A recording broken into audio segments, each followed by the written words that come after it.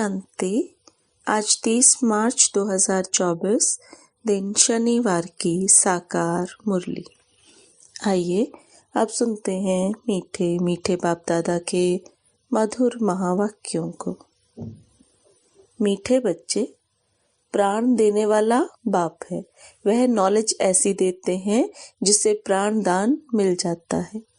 ऐसे प्राण दान देने वाले बाप को प्यार से सदा याद करो। प्रश्न: किस आधार पर 21 जन्मों तक तुम्हारे सब भंडारे भरपूर रहते हैं? उत्तर: संगम युग पर तुम बच्चों को जो नॉलेज मिलती है यह सोर्स ऑफ इनकम है। इस पढ़ाई के आधार से सब भंडारे भरपूर हो जाते हैं। इस पढ़ाई से 21 जन्मों की खुशी मिल जाती है। ऐसी कोई चीज नहीं जिसके प्राप्ति की इच्छा रहे।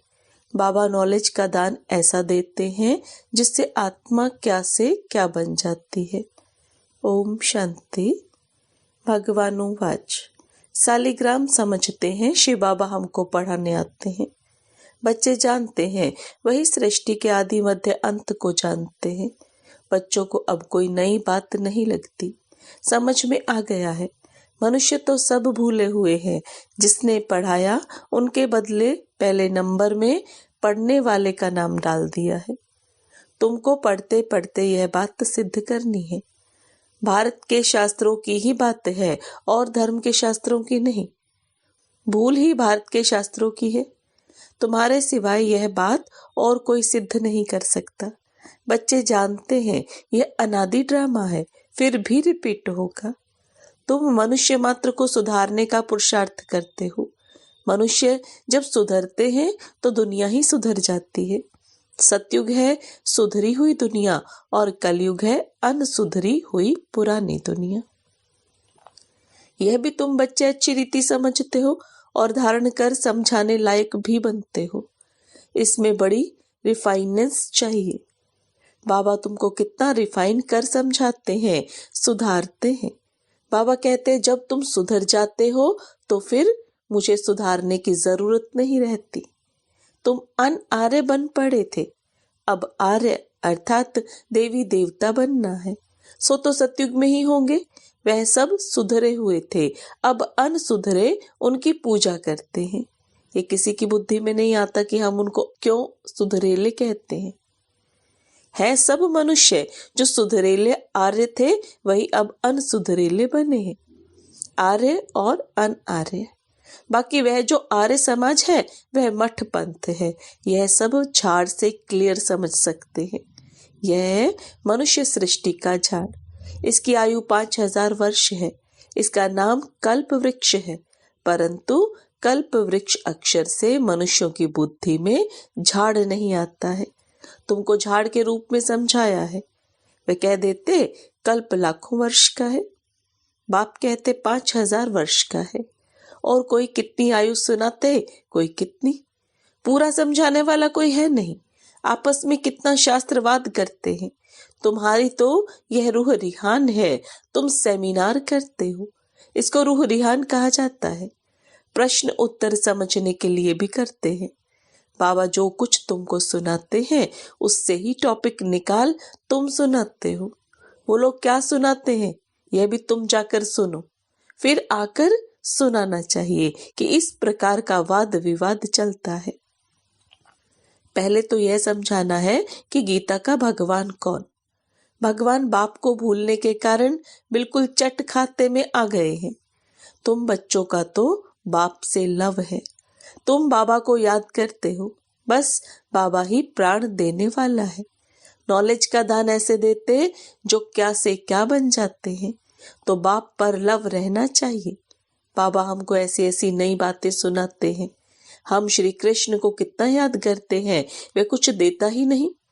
श्री नारायण को याद करते हैं, याद करने से कुछ होता है क्या? हम तो कंगाल के कंगाल ही रह गए। देवताएं कितने सॉल्वेंट थे। अब सभी आर्टिफिशियल चीजें हो गई हैं। जिसका दाम नहीं उनका आज दाम हो गया है। वहां अनाज आदि के दाम की बात ही नहीं।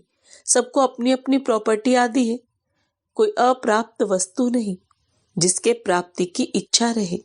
बाबा कहते हैं, मैं तुम्हारा भंडारा भरपूर कर देता हूँ, तुमको ऐसी नॉलेज देता हूँ जिससे तुम्हारा भंडारा भर जाता है। तुम्हारी बुद्धि में है knowledge is source of income, knowledge ही सब कुछ है। इस पढ़ाई से तुम कितना ऊंच बनते हो। पढ़ाई का भंडार है ना, वह टीचर्स पढ़ाते हैं, उनसे अल्पकाल का सुख मिलता है। इस पढ़ाई से तुमको 21 जन्म का सुख मिलता है। तुम बच्चों को बहुत खुशी होनी चाहिए, यह समझने में टाइम लगता है। जल्दी कोई समझ न सके, कोटों में कोई निकलता है। आधा कल्प सभी मनुष्य एक दो को गिराते ही आए हैं। चढ़ाने वाला एक बाप है। बेहद की पढ़ाई पढ़ाने वाले के बदले पढ़ने वाले का नाम डाल दिया है। दुनिया इन बातों को नहीं जानती। कहते हैं भगवानु वाच, पढ़ा कर गए, फिर उनका कोई शास्त्र रहता नहीं। सतयुग में कोई शास्त्र है नहीं, यह सब है भक्ति मार्ग के शास्त्र। कितना बड़ा झाड़ है। भक्ति की यह अनेक टालियां ना हो तो झाड़ का नाम भी ना रहे। यह सब धारणा करने की बातें हैं। तुम धारणा करते हो, पढ़ाने वाला तो पढ़ाकर गुम हो जाता है, पढ़ने वाले आकर विश्व के मालिक बनते हैं। कितनी नई बातें हैं। एक भी बात कोई की बुद्धि में बैठती नहीं है। स्टूडेंट भी तुम सब नंबरवार हो, कोई पास होते कोई फेल होते। यह है बेहद का बड़ा इम्तिहान। तुम जानते हो, हम अभी अच्छी तरह पढ़ेंगे तो कल्प कल्पांतर अच्छा पढ़ेंगे। अच्छा पढ़ने वाले ही उच्च पद पाते हैं। नंबरवार सब जाएंगे, सारा क्लास ट्रांसफर होता है, नंबरवार जाकर बैठते हैं। ये ज्ञान भी आत्मा में है। अच्छा व बुरा संस्कार आत्मा में है। शरीर तो मिट्टी है, आत्मा निर्लेप हो नहीं सकती। 100% सतो प्रधान और 100% तमो प्रधान कौन है, यह भी तुम समझते हो। पहले तो गरीबों को उठाना पड़े, वह पहले आएंगे। गुरुओं के भी अच्छे अच्छे अनन्य शिष्य जब आएंगे तब उन सब की बुद्धि खुलेगी। देखेंगे यह तो हमारे ही पत्ते निकलते जाते हैं, यहाँ के जो होंगे वह तो निकल आएंगे। बाप आकर नया झाड़ शुरू करते हैं। जो और धर्मों में जाकर पड़े हैं वह सब लौटेंगे, फिर भी अपने भारत में ही आएंगे। भारतवासी ही थे ना। हमारी डाल के जो है वह सब आ जाएंगे। आगे चलकर तुम सब समझते जाएंगे। अब बाहर से सबको धक्का मिलता जाता है। जहां जहां बाहर वाले हैं उनको भगाते रहते हैं। समझते हैं यह बहुत धनवान हो गए हैं, यहाँ वाले गरीब हो गए हैं। पिछाड़ी में सबको अपने अपने धर्म में जाना होता है। आखिर सब अपने अपने घर तरफ भागेंगे। विलायत में कोई मरता है तो उनको भारत में ले आते हैं, क्योंकि भारत है फर्स्ट क्लास पवित्र भूमि। भारत में ही नहीं दुनिया थी। इस समय इसको वाइसलेस वर्ल्ड नहीं कह सकते, यह है विशेष वर्ल्ड। इसलिए बुलाते हैं, हे पतित पावन आओ, आकर हमको पावन बनाओ। बल दुनिया तो यही है, परंतु इस समय दुनिया में कोई पावन तो है नहीं। पावन आत्माएं मूल वतन में है, वह है ब्रह्म महत्त्व। सब पावन बनकर वहां जाएंगे, फिर नंबरवार आएंगे पाठ बजाने। आदि सनातन देवी देवता धर्म का यह फाउंडेशन है। फिर 3 ट्यूब निकलती है।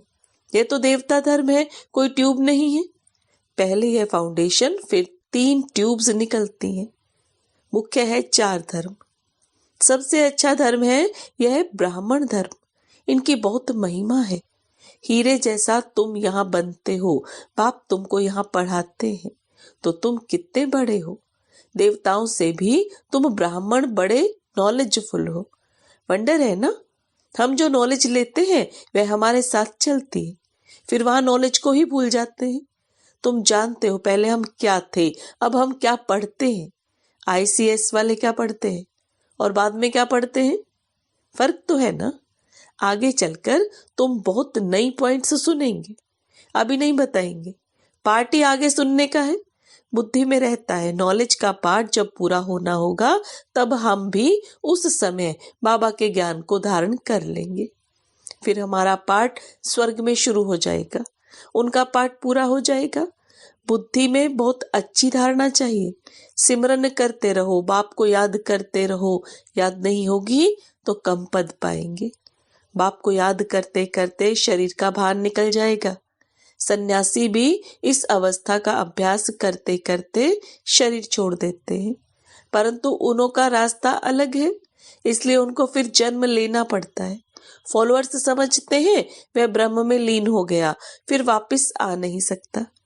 बाप समझाते हैं वापस कोई भी जा नहीं सकते। पिछाड़ी में सब एक्टर्स जब स्टेज पर आएंगे तब फिर घर जाएंगे। वह है हद का विनाशी नाटक, यह है बेहद का अविनाशी नाटक। तुम अच्छी तरह समझा सकते हो, यह ड्रामा जो मिसल चलता है। वह तो फिर छोटे छोटे ड्रामा बनाते हैं, झूठी फिल्म बनाते हैं। उनमें थोड़ी अच्छी बातें होती हैं, जैसे विष्णु अवतरण दिखाते हैं। ऐसे नहीं ऊपर से कोई उतर आता है। लक्ष्मी नारायण पाठ बजाने आते हैं, बाकी ऊपर से कोई नहीं आते हैं। अब तुम बच्चों को बाप पढ़ाते हैं, तब यह बातें तुम सब समझ सकते हो। पहले तुम भी तुच्छ बुद्धि थे, जब बाप ने समझाया है तब तुम्हारे कपाट खुल गए हैं। इतना समय जो कुछ सुना वह कोई काम का नहीं था और ही गिरते गए, इसलिए तुम सबसे लिखवाते हो। जब लिख कर देवें तब समझा जाए। कुछ बुद्धि में बैठा है, बाहर से आते हैं, फॉर्म भराते हैं तो मालूम पड़े हमारे कुल का है। मूल बात है बाप को जानना। समझे कि बरोबर कल्प कल्प बाप हमको पढ़ाते हैं। ये पूछना है कब से पवित्र बने हो। जल्दी नहीं सुधरते, घड़ी घड़ी माया पकड़ लेती है, देखती है कच्चा है तो हप कर लेती है। कई महारथियों को भी माया हप कर गई। शास्त्रों में भी मिसाल बिके हैं। मंदिर में भी घोड़े सवार महारथी प्यादे आदि दिखाते हैं। तुम अब अपना यादगार देखते हो। जब तुम बन जाएंगे तो भक्ति उमड़ जाएगी। तुम किसी को माथा नहीं टेक सकते हो। तुम पूछेंगे ये कहाँ गए, इनकी बायोग्राफी बताओ। बाबा ने तुम बच्चों को नॉलेजफुल बनाया है, तब तुम पूछते हो, तो नशा रहना चाहिए। पास विद ऑनर 8 होते हैं। यह बहुत बड़ा इम्तिहान है। अपने को देखना है हमारी आत्मा पवित्र बनी है। बैटरी भरेगी तब जब योग होगा। बाप से योग होगा तो सतो प्रधान बनेंगे। तमो प्रधान आत्मा वापस नहीं जा सकती है। यह भी ड्रामा है। वहां दुख देने वाली कोई चीज नहीं है। गाय भी सुंदर है। श्री कृष्ण के साथ गाय कितनी सुंदर दिखाते हैं। बड़े बड़े आदमी का फर्नीचर भी सुंदर। गाय अच्छा दूध देती है, तब तो दूध की नदियां बहती हैं। अब यहाँ नहीं है। अभी तुम नॉलेजफुल बन गए हो। इस दुनिया को तुम तुच्छ समझते हो। इनका सारा कीचड़ा स्वाहा होना है, फिर सारा कीचड़ा निकल सब स्वच्छ बन जाएंगे। हम अपनी राजधानी में जाते हैं, उनका नाम है स्वर्ग। सुनते ही खुशी होती है। अच्छा, मीठे मीठे सिकिलते बच्चों प्रति माता पिता बाप दादा का याद प्यार और गुड मॉर्निंग। रूहानी बाप की रूहानी बच्चों को नमस्ते। रूहानी बच्चों की रूहानी बाप दादा को याद प्यार, गुड मॉर्निंग और नमस्ते। धारणा के लिए मुख्य सार। इस अनसुधरी पुरानी दुनिया को सुधारने के लिए स्वयं को सुधारना है। अपनी बुद्धि को बाप की याद से रिफाइन बनाना है। आपस में रूहानियत करनी है, रूह रिहान करना है, वाद विवाद नहीं। नॉलेज का दान दे, सर्व का भंडारा भरपूर करना है। वरदान, स्वमान की सीट पर स्थित हो, शक्तियों को ऑर्डर पर मान चलाने वाले विशाल बुद्धि भव। स्वमान की सीट पर स्थित हो, शक्तियों को ऑर्डर प्रमाण चलाने वाले विशाल बुद्धि भव। आप दादा के वरदान को विस्तार में समझेंगे। अपनी विशाल बुद्धि द्वारा सर्व शक्तियों रूपी सेवाधारियों को समय पर कार्य में लगाओ। जो भी टाइटल डायरेक्ट परमात्मा द्वारा मिले हुए हैं, उसके नशे में रहो। स्वमान की स्थिति रूपी सीट पर सेट रहो तो सर्व शक्तियां सेवा के लिए सदा हाजिर अनुभव होंगी। आपके ऑर्डर का इंतजार में रहेंगी। तो वरदान और वर्षे को कार्य में लगाओ। मालिक बन, योग युक्त बन, युक्ति युक्त सेवा सेवाधारियों से लो तो सदा राजी रहेंगे, बार बार अर्जी नहीं डालेंगे। स्लोगन: कोई भी कार्य शुरू करने से पहले विशेष यह स्मृति इमर्ज करो कि सफलता मुझ श्रेष्ठ ब्राह्मण आत्मा का जन्म सिद्ध अधिकार है। कोई भी कार्य शुरू करने से पहले विशेष यह स्मृति इमर्ज करो कि सफलता मुझ श्रेष्ठ आत्मा का जन्म सिद्ध अधिकार है। ओम शांति।